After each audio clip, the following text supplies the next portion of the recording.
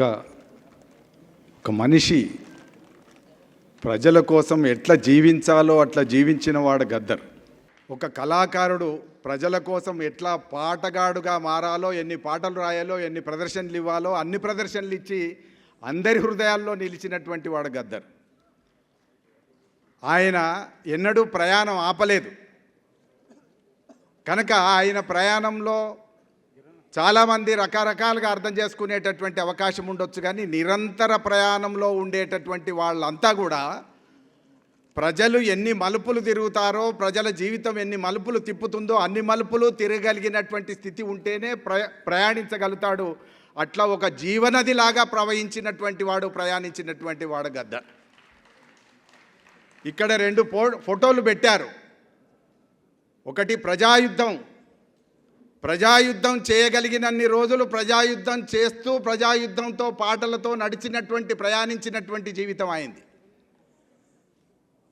ప్రజల నుంచి రాజ్యాంగానికే, ప్రభుత్వం నుంచి ప్రజల నుంచి రాజ్యాంగమే ప్రజల్ని కాపాడవలసినటువంటి రాజ్యాంగమే ప్రభుత్వం చేతిలో ఒక ప్రమాదాన్ని ఎదుర్కొంటుంది అన్నప్పుడు సరిగ్గా ప్రజల కోసం ప్రజాయుద్ధంలో ఎట్లనైతే కలిసి నడిచాడో, పార్లమెంటు ద్వారా కూడా యుద్ధం చేసి రాజ్యాంగాన్ని రక్షించుకోవాలనేటువంటి ఒక నిర్ణయం తీసుకునేటటువంటి దానికి గుర్తుగా ఇంకొక ఫోటో ఉన్నది. ఈ రెండు ప్రయాణాలకు ప్రతినిధి అయినటువంటి వాడు గద్దర్. తను పాటను విడిచిపెట్టలేదు, ప్రయాణం విడిచిపెట్టలేదు, ప్రజల్ని విడిచిపెట్టలేదు. ఏ సంఘటనలైనా సరే ఆయన చంపాలని శత్రువు అనుకున్నప్పుడు చనిపోలేదు. సాధారణంగా ఎవరి జీవితంలో ఇట్లాంటి ఘటనలు ఉండవు. ప్రభుత్వం శత్రువుగా మారి చంపాలనుకున్నప్పుడు చంపినటువంటి సందర్భాలు ఉంటాయి, కానీ ప్రభుత్వం శత్రువుగా మారి చంపాలనుకున్నప్పుడు కూడా బతికి ఆ ప్రభుత్వాన్ని నిలదీసేటటువంటి ఒకే ఒక్క శక్తి గద్దర్ మాత్రమే. ఇంకెవరు కూడా అట్లా నిలదీసిన పరిస్థితి లేదు. ఆయన కార్యక్రమాలు ఆయనే పెట్టుకున్నాడు. బంధుమిత్రుల కమిటీ పెట్టాడు. శవాలను స్వాధీనం చేసుకునేందుకు కూడా ఆయన ముందుండి నడిచి శవాల్ని బంధువులకు అప్పగించేటటువంటి పని కూడా ఆయన స్వీకరించాడు. శవాల్ని మాత్రమే కాదు, నాకు బాగా గుర్తుంది, భువనగిరిలో బెల్లి లలిత అనేటువంటి ఒక గాయనిని తెలంగాణ అన్నందుకు ఆనాడు ఉండేటటువంటి ప్రభుత్వం కావచ్చు లేదా ప్రభుత్వ గుండాలు కావచ్చు, వాళ్ళు ఆమెను 16 ముక్కల కింద నరికినప్పుడు ఎవరు కూడా భువనగిరి వైపు చూడడానికి భయపడుతున్నప్పుడు ఒక గద్దర్ లాంటి ధైర్యవంతుడు మాత్రమే భువనగిరికి వచ్చి,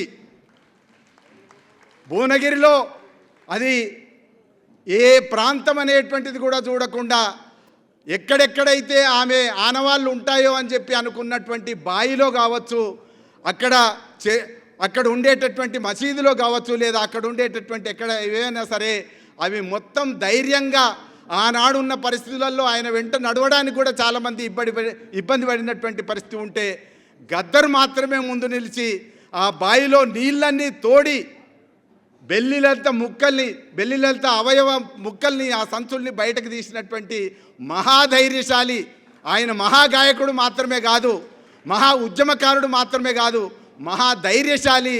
అట్లా నిలబడి ఆనాడు బెల్లిలలితను, ఆమె కథను ఏమేం జరిగింది అనేటువంటి బయటికి తీసుకొచ్చాడు.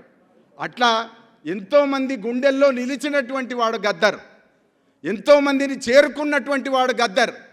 ఇవాళ ఆటోలో నేను వస్తూ మాటల్లో ఫోన్లో అన్నాను ఎవరితోనో, అంటే సార్ గద్దర్దా సార్, గద్దర్ అంత మంచివాడు ప్రపంచంలో ఎవడు లేడు సార్ అని చెప్పి ఆటో ఆయన అన్నాడు. ఇంతమందికి చేరగలిగినటువంటి శక్తి ఒక కళాకారుడికి, ఒక ఉద్యమకారుడికి ఉండడం అనేటువంటిది చాలా అరుదు.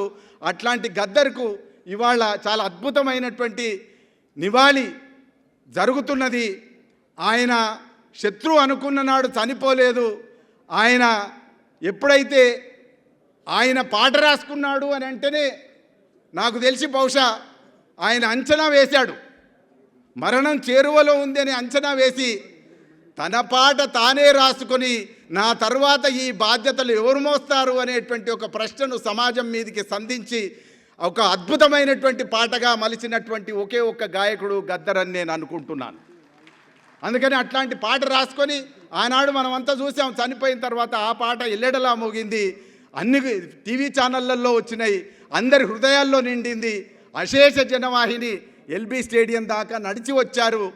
పట్టణాల నుంచి పల్లెల నుంచి ఎన్నడైనా కూడా ఆయన ఏ పిలుపు ఇచ్చినా కూడా, ఏ పాట పాడినా కూడా ఆయన వెనుక నడిచారు. ఆయన చావు కూడా అందరినీ కలిపింది. ఎక్కడెక్కడ ఉండేటటువంటి వాళ్ళందరినీ, అభిప్రాయ భేదాలు ఉన్నటువంటి వాళ్ళందరినీ కూడా ప్రభుత్వ పక్షం నుంచి ప్రతిపక్షం నుంచి అన్ని పక్షాలని కూడా కలపగలిగినటువంటి ఒకే ఒక్క మహాశక్తి గద్దర్.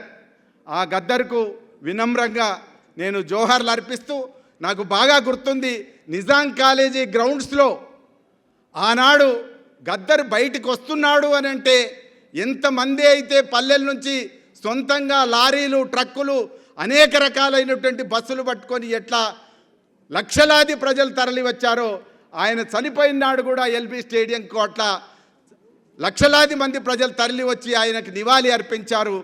అట్లా నిజాం కాలేజీ గ్రౌండ్లో ప్రజల్ని గుమికూర్చగలిగినటువంటి శక్తి ఉంది. రవీంద్ర భారతిలో ఇటీవలి కాలంలో నాకు తెలిసి ఎన్నో ప్రభుత్వ సభలు జరుగుతుంటాయి, కానీ ఇంతమంది వచ్చినటువంటి సందర్భం ఎక్కడ ఉండదు. ఇవాళ మాత్రం ఇది నిండుగా ఉండి, ఇది ఎవరికి గద్దర్కు మాత్రమే దక్కేటటువంటి నివాళిగా ఉండేటటువంటి సభగా ఇది జరుగుతున్నది. ఇవాళ ఈ స్ఫూర్తి కొనసాగాలని కోరుకుంటూ, గద్దర్ మెమోరియల్ ఫౌండేషన్ ఏదైతే ఏర్పాటు చేశారో అది నిరంతరమైనటువంటి కార్యక్రమాలు చేయాలి. సూర్యం దానికి సరి అయినటువంటి మార్గ నిర్దేశకుడుగా ఉంటాడు. అదే సమయంలో ఆయన వెంబటి గద్దర్ పట్ల ప్రేమ ఉన్నటువంటి వాళ్ళందరూ కూడా తనతో కలిసి వస్తారు. మనమందరం ఇవాళ ఎట్లనైతే కలిసినామో, ఆయన చావు దగ్గర ఎన్ని భేదాలన్నీ పక్కకు పెట్టి కలిసినామో, మనం తప్పనిసరిగా గద్దర్ ప్రయాణంలో, గద్దర్ ప్రజలకు చేరుకునేటటువంటి ప్రయాణంలో మనమందరం తమ తమ భేదాలు, తరతమ భేదాలన్నీ విడిచిపెట్టి ఇలాగే నడవాలని కోరుకుంటూ, గద్దర్ జిందాబాద్, గద్దర్ అమర్ హై.